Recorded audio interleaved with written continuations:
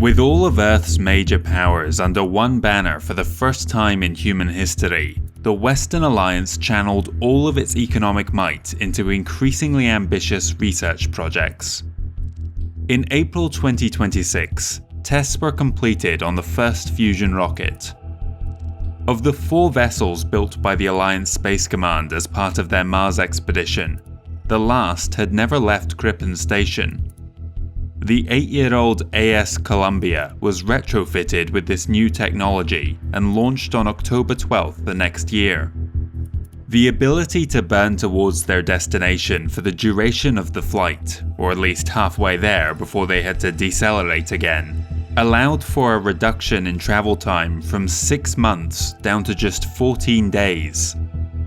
With one of the main barriers to future exploration of the Sol system removed, the ASC started preparing for manned missions to other planets and moons, but more ambitious scientists were contemplating far grander voyages.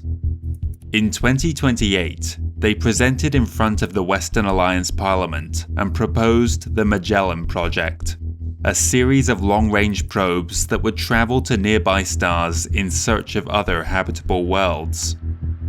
Science fever had a firm grip over the people of the early 21st century, and so this ambitious program was quickly approved. But not everyone agreed to this allocation of funds, as it promised very little in the way of returns. Nevertheless, construction of the star probes began the next year, with Magellan 1 set for launch from Krippen Station in 2030. Such vast distances necessitated much larger spacecraft than anything previously manufactured. The vessels were 300 meters long and carried 30,000 tons of fuel, half of which they would use to accelerate for 2 continuous months up to 0.68 of the speed of light, then the second half to slow down as they approached their target. Even still, it was a journey that would take decades to complete. In total, 10 probes were constructed, 8 of which were launched between 2030 and 34. For now, nothing could be done but wait, and so the Western Alliance turned back to their own solar system in search of new opportunities. In 2031, the United States funded an expedition to the asteroid belt with the goal of exploiting the enormous mineral reserves.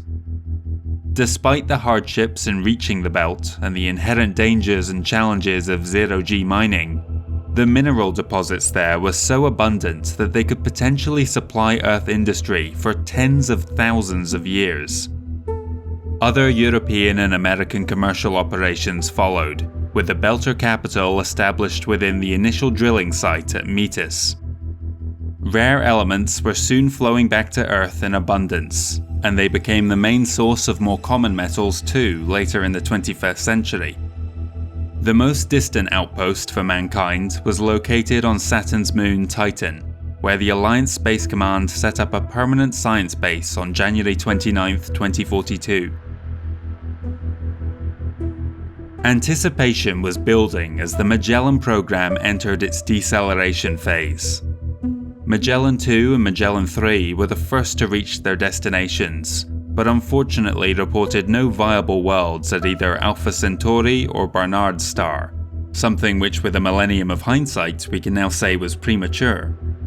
After 24 years in transit, Magellan 1 arrived at Tau Ceti, and to the great excitement of those back on Earth, discovered that the system's 4th planet was a verdant garden world.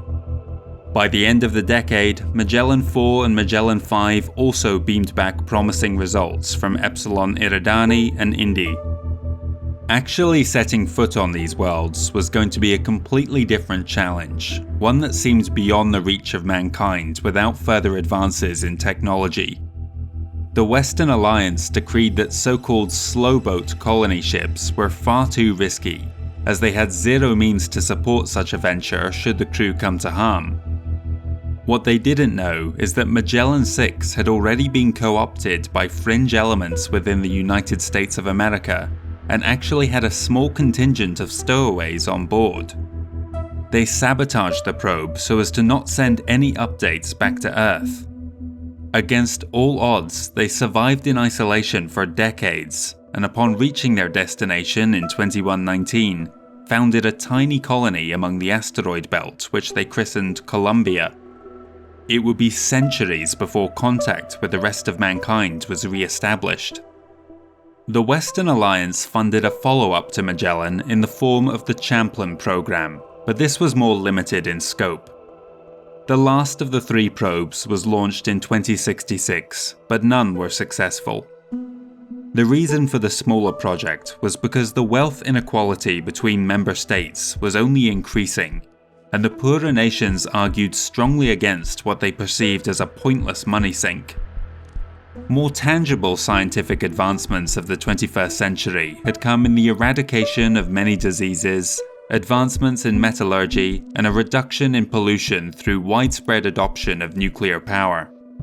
By the late 2070s, advances in fusion technology allowed newer reactors, only a tenth of the size of their earlier predecessors, to be powered off common hydrogen, as opposed to heavier isotopes. But for those outside of the Western Alliance, this was not the golden age that others talked about. Though the major powers were able to cooperate, between 2034 and 2077, 2 horrific genocidal wars rocked Africa, with another in Indonesia, resulting in the deaths of some 11 million people. By the 2080s, 80% of the planet's 9 billion population live within the borders of the Western Alliance. Though the quality of life had soared over the past few decades, the rampant strong-arming by the old powers within Parliament pushed the others away. Much of the remainder of the populace lived in poverty, with one of the only notable exceptions being the wealthy Hong Kong Free State. For many years, it had been obvious that the name Western Alliance was wildly outdated and did not reflect the pan-national coalition it had grown into, with more than 120 nations from across the globe participating.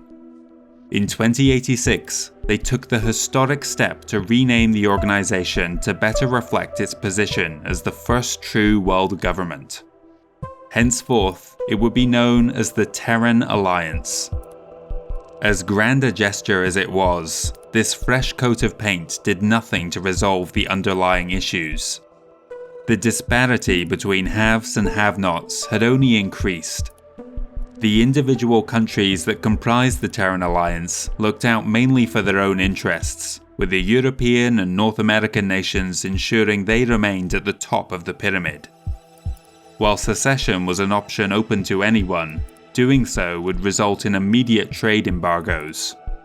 There were other countries that might have benefited from joining the Terran Alliance, but could simply not afford the membership. By 2089, a serious economic dislocation was enveloping much of the Third World. In 2096, the simmering tension permeating the Terran Alliance began to boil over, with a series of violent clashes across Latin America.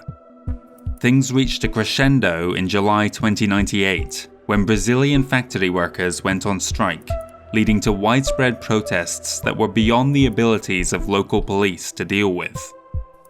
To quell the unrest, President Patrones called in the Terran Alliance armed forces for assistance. They dispatched a pair of divisions commanded by Leonard McKenna, distant ancestor to one of the most influential people in history. In a shocking act of barbarity, his troops opened fire on a crowd of at least 80,000, and some accounts claim almost a complete slaughter ensued. Though the situation was contained, occasional bursts of sedition and even terrorism would become a common fixture of the era. Despite the dangers, some people looking for an escape from what they perceived as the tyranny of the Terran Alliance began privately funding their own slowboat colony ships. Between 2082 and 2099, 9 separate vessels boosted out of the solar system, variously heading towards habitable planets identified by the Magellan Program, or more remote stars hoping to reduce the chances that they might be followed.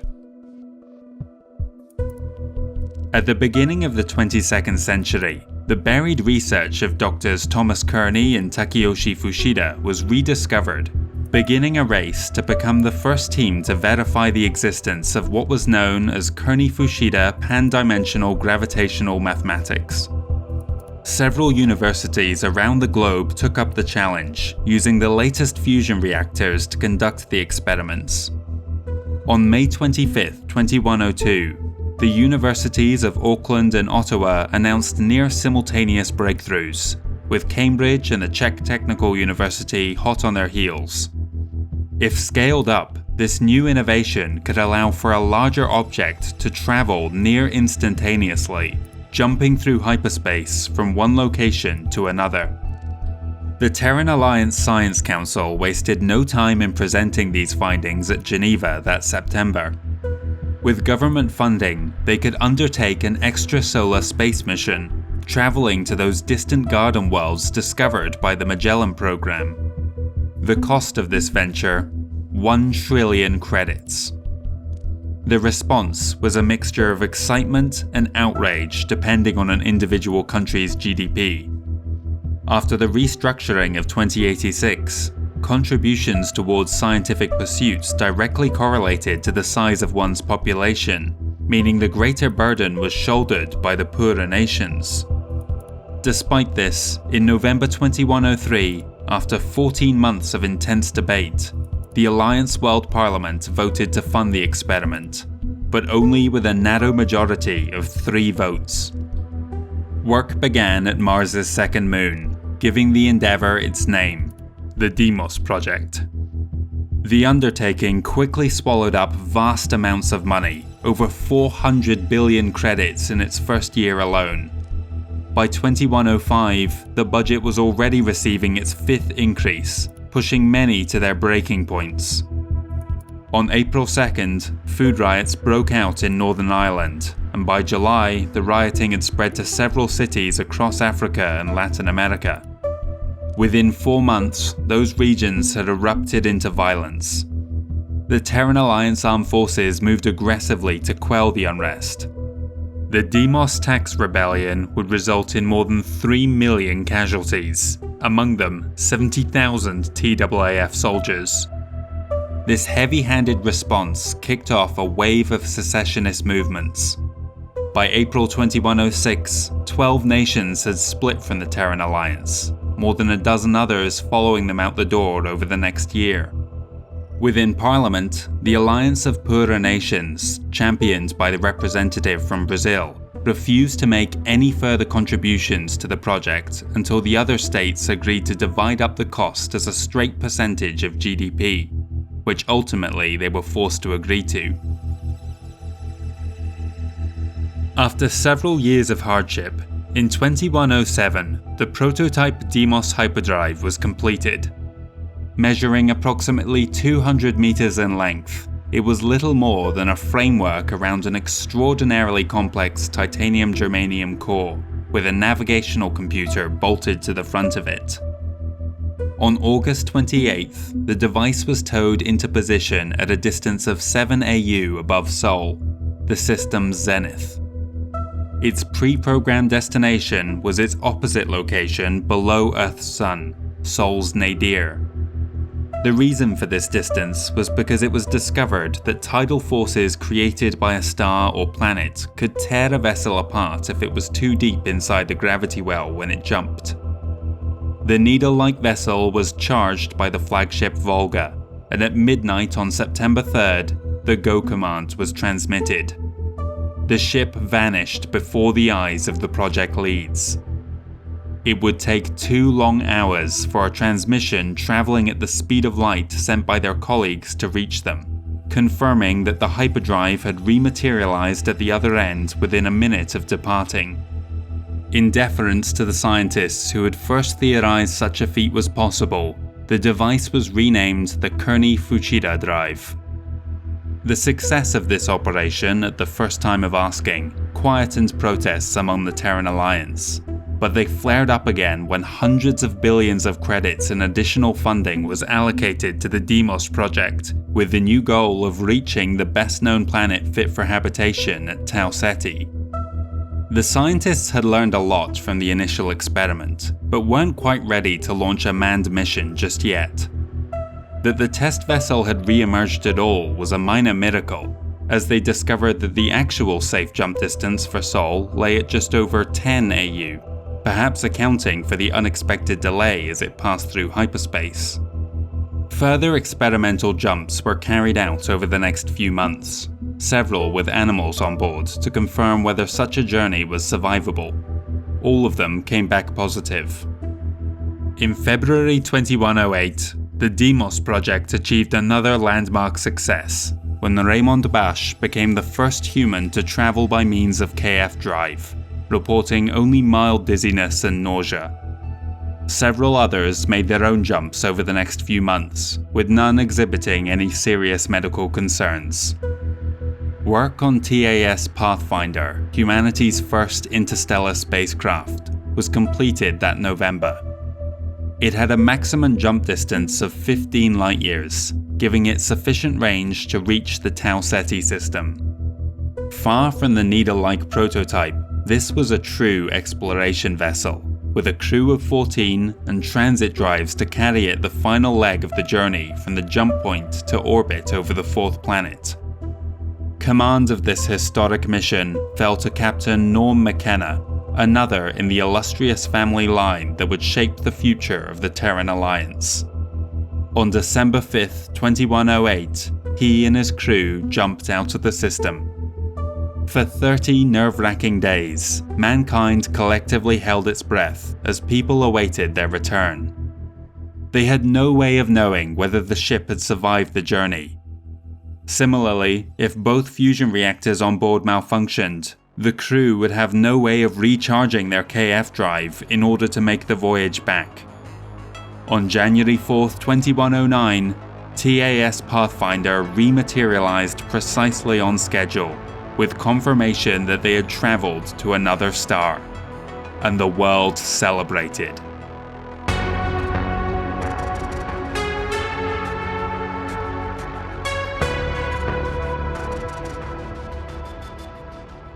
And that concludes our second chapter in the history of the Terran Alliance.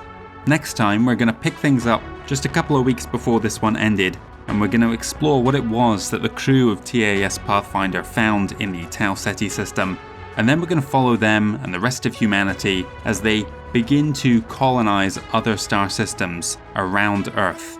And that's going to cover most of the 22nd century. There are other developments going on in the solar system while that's happening, particularly on Earth.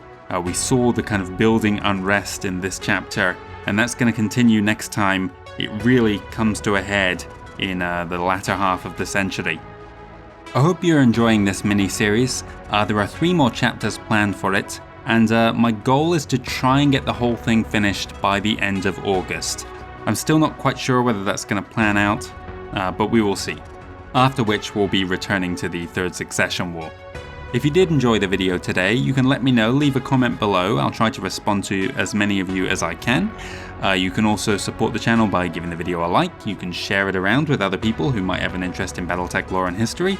All of those things helps YouTube promote it a little bit more to other people on the platform, which helps grow the channel and helps incentivize me to keep working on these things. If you're interested in supporting me a little bit more directly, there is a Patreon link in the video description as well. So thank you very much for watching, and I hope to see you again next time for the 3rd chapter in the Terran Alliance system, Ad Astra.